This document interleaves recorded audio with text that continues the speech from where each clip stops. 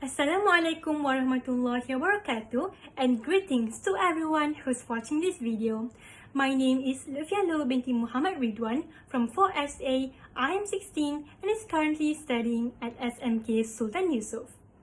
First of all, let me start by enlightening you with some facts about myself.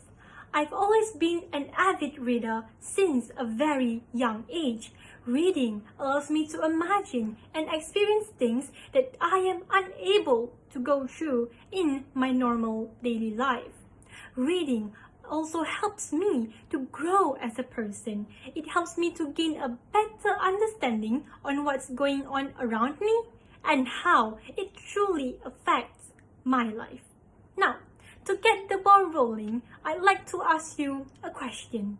Have you ever felt so stressed and exhausted that you are unable to get a good grasp on your life despite all of the hard work and all the sacrifices that you've made all this time? Well, I know just the perfect book that will definitely help you to solve all of your worries. It's a 373-page book written by the late Stephen R. Covey, A. Roger Merrill, and Rebecca R. Merrill, entitled First Things First. This book was published by the Free Press Company in 1994 and was one of New York Times bestseller at that time. This is a self-help book centered around time management to help people focus on what's truly important for them in order to reach their long-term goals in life.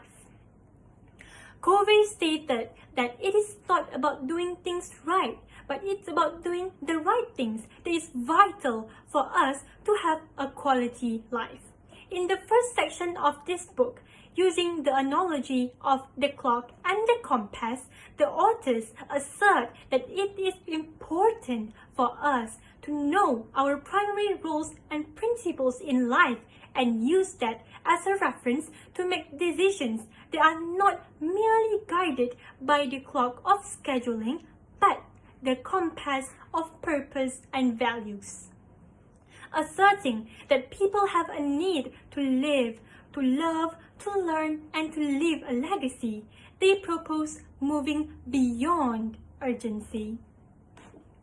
In the book, Covey uses a time management formula attributed to Dwight D. Eisenhower, categorizing tasks into whether they are important, recognizing that important tasks may not be urgent, and urgent tasks aren't necessarily important. Based off that formula, he stated that there are items that are non-urgent but important.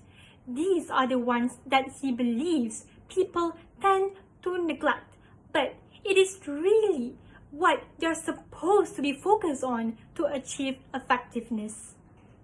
Important items are identified by focusing on a few key priorities and rules which vary from person to person. Identifying small goals for each role each week in order to maintain a holistic life balance. These goals must be evaluated and scheduled into each week before other appointments occupy all available time with things that seem urgent but are not important.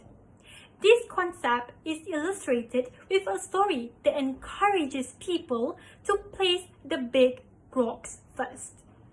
However, there will be moments in life when we are forced to face all sorts of unplanned situations because that's just how life works. When that happens, how are we supposed to make the best decision for ourselves?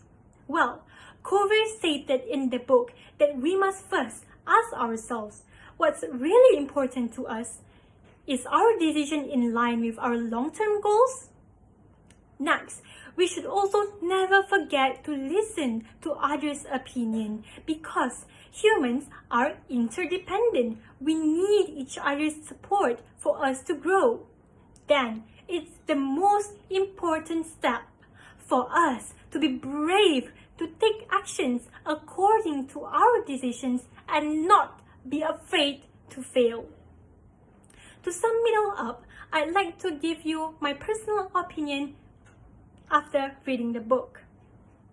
I've come to realize that in order for us to meet our long-term goals in life, we must be able to differentiate between the things that are important and the things that aren't.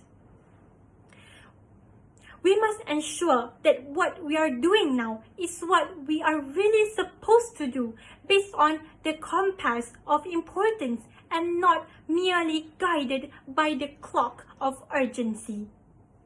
I would definitely recommend this book, especially to those who are struggling in managing their time, because Benjamin Franklin once said, "Lost time is never found again." Assalamualaikum warahmatullahi wabarakatuh, and thank you.